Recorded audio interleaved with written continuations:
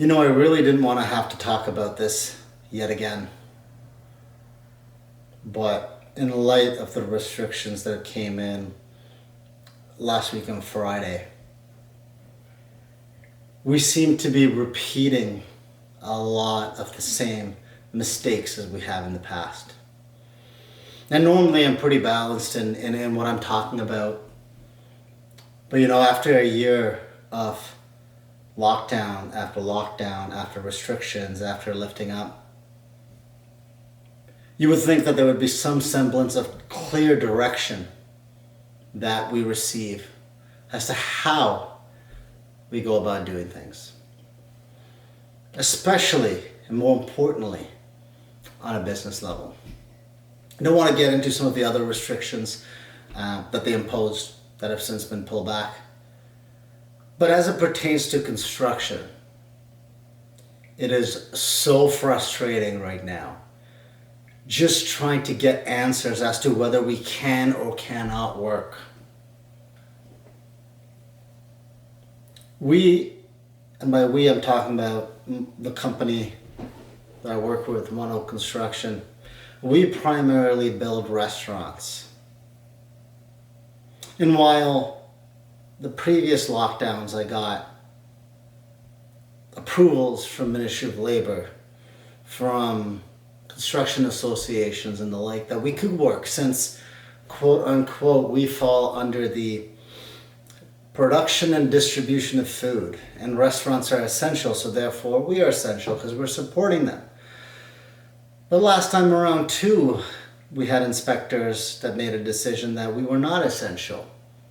Fair, I understand it, didn't like it. This time around, the exact same lingo has been put out. The exact same verbiage. But they've added a twist. If you work in hotels, if you work in shopping malls, you can't work. And that's it, that's all they say. I've got work at shopping malls, building restaurants. It has its own entrance.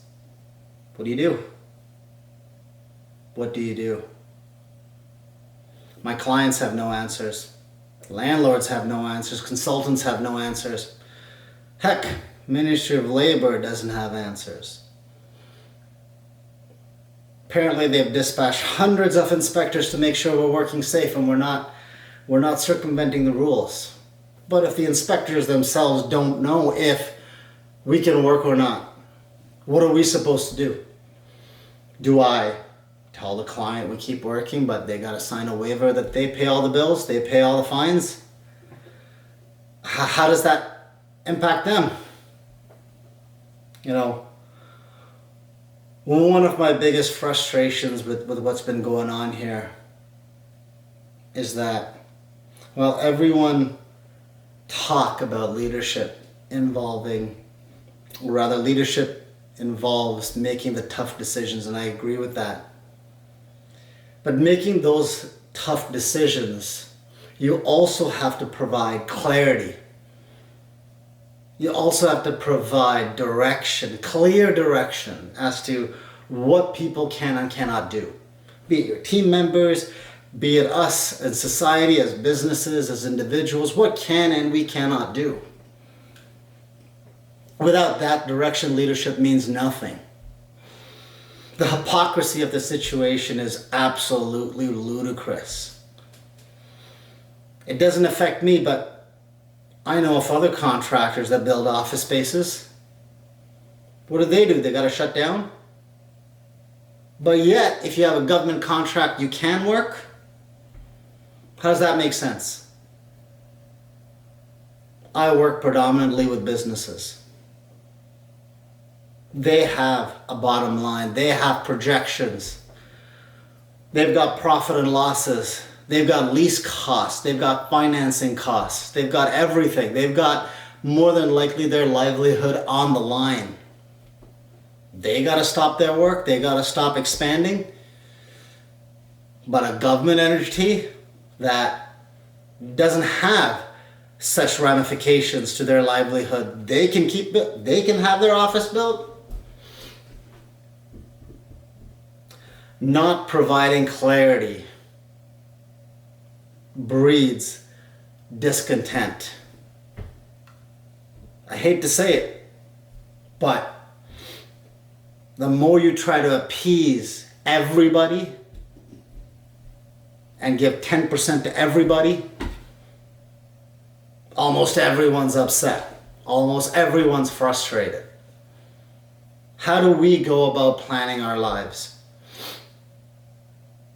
I know it's easy to say. Either lock it all down or open it all back up. At least we know. At least we know.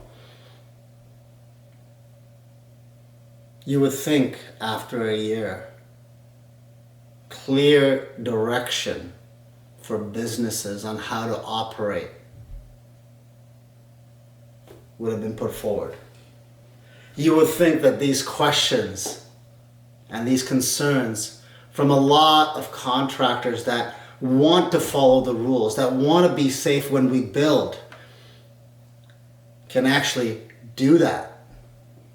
How are we supposed to provide confidence to our clients, clarity to our clients, when we can't even get answers from the people enforcing the rules? My hope, and it's a Hail Mary pass, whatever you want to call it, in the next few days we get some clarity as to what we actually can and cannot do. But given the track history, I don't think that's going to happen. My hope is we get clarity long before May 20th. But, as they say, as a business owner, as an entrepreneur, plan for the worst, hope for the best. And that's all we can do. Make sure we've got 4 or 5 different plans in order, and we hope that the best is actually implemented.